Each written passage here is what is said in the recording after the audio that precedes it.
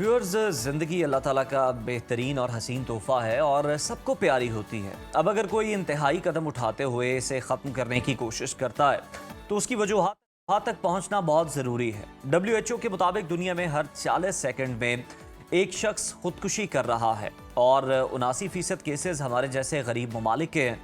2022 में बड़ी बहस के बाद पार्लियामेंट ने कहा कि अगर कोई बेचारा अपनी ज़िंदगी ख़त्म करने की कोशिश कर रहा है तो वो मुजरिम नहीं है बल्कि मरीज़ है। उसे थाने ले जाने की बजाय अस्पताल लेकर जाया जाए, सजाए मौत के खौफ से उसे बचाया जाए। अब वफाकी शरई अदालत ने इस पूरे कानून को ही उलट दिया है और दफ़ा 325 को दोबारा से बहाल कर दिया है। और ज़ाहिर सच्ची बात यह है कि ये मामला जितना कानूनी है उससे कहीं ज़्यादा समाजी और इंसानी है। एक तरफ हमारा दीन कहता है कि खुदकुशी कबीरा गुनाह है और दूसरी तरफ वो मुआशी और जहनी दबाव जिसमें पिसा हुआ इंसान होशो हवास खो बैठता है।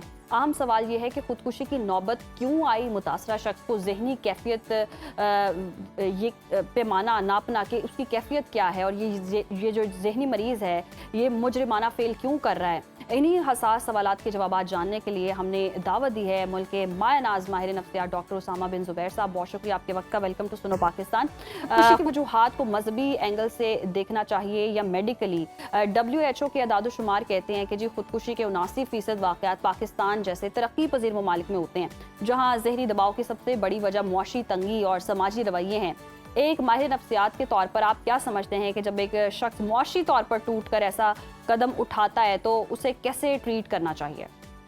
जी थैंक यू सो मच। पिछले ये एक डेढ़ हफ्ते से बहुत ज़्यादा बहस चल रही है इस डिसीजन आने के बाद। गालिब के शेर से स्टार्ट करते हैं कि मुनहसर मरने पे हो जिसकी उम्मीद, ना उम्मीदी उसकी देखा चाहिए।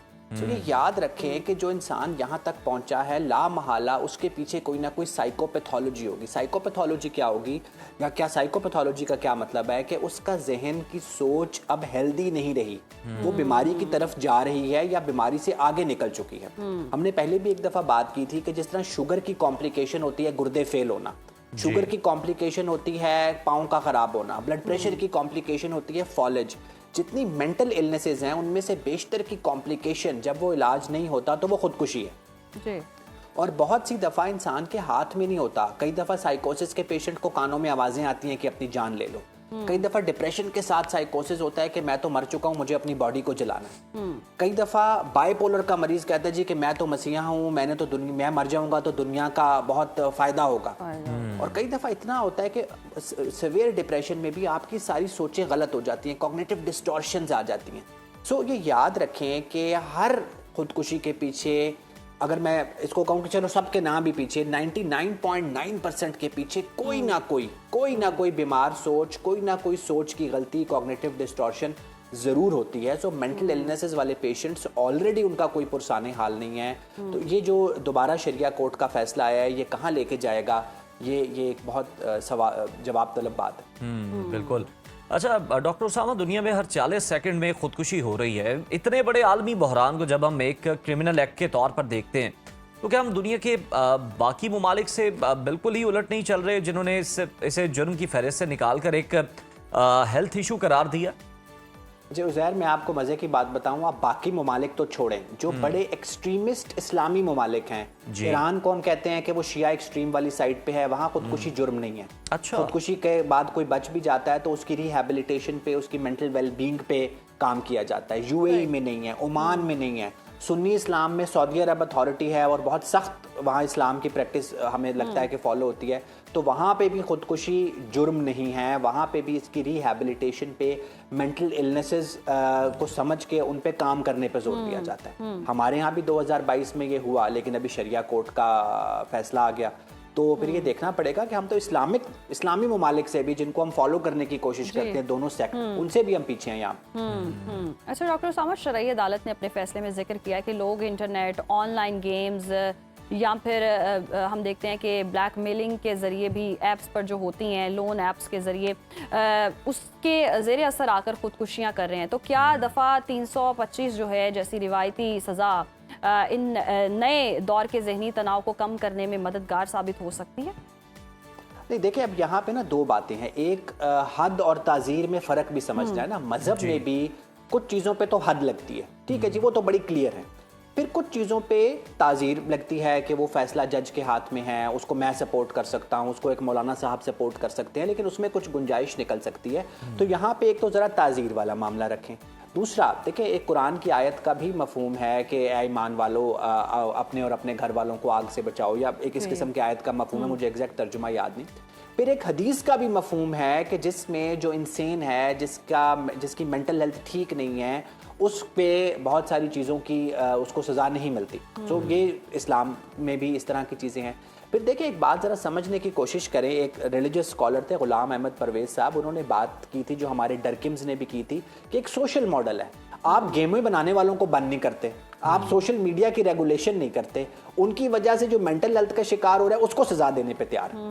سو آپ یہ بات یاد رکھیں کہ اگر آپ فل اس میں بلو میں اسلام کو بھی اتھارٹی مان کے اسلامی، پھر ریاست مدینہ کدھر ہے، ساروں کو ان کے حقوق دیں، نظام اچھا رائج ہو، تو پھر یہ بات آگے جائے گی نا. تو اس لیے ہم مذہب کو ایک طرف سے جب پکڑنے کی کوشش کرتے ہیں اور باقی ساری چیزوں کو ہم فراموش کر دیتے ہیں. دیکھیں، آپ سیلف ڈسٹرکشن، اسلام اس معاملے میں بڑا کلیئر ہے کہ آپ دوسروں کو بھی ڈسٹرکٹ نہیں کر سکتے، آپ اپنے آپ کو بھی ڈسٹرکٹ نہیں کر سکتے. اسلام کا یہاں پہ ایسنس یہ ہے کہ آپ کی اپنی ذات پہ بھی کچھ حقوق ہیں. تو آپ کا اپنا حق ادا کرنے کا ایک یہ طریقہ ہے کہ آپ خودکشی نہیں کریں گے، خود کو نقصان نہیں پہنچائیں گے.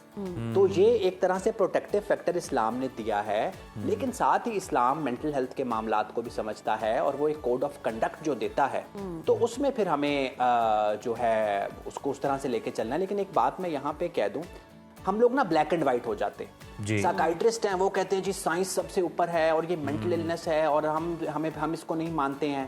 مولانا حضرات کہتے ہیں جی ہم اتھارٹی ہیں کیونکہ ہم اسلام کے ٹھیکیدار ہیں. نقصان مریض کا ہو رہا ہے، نقصان اس کا ہو رہا ہے جو خودکشی کر رہا ہے. سو ایک بائنڈ ہمیں کرنا پڑے گا. دیکھیں، میں ایک سائنس اسٹوڈنٹ ہوں، لیکن مجھے پتا ہے کہ سائنس بھی ایک مورل کے تحت پریکٹس ہوتی ہے. اور میں اور آپ چاہیں یا نہ چاہیں، ہماری سوسائٹی فی الحال وہ مورل کوڈ ریلیجن سے لیتی ہے.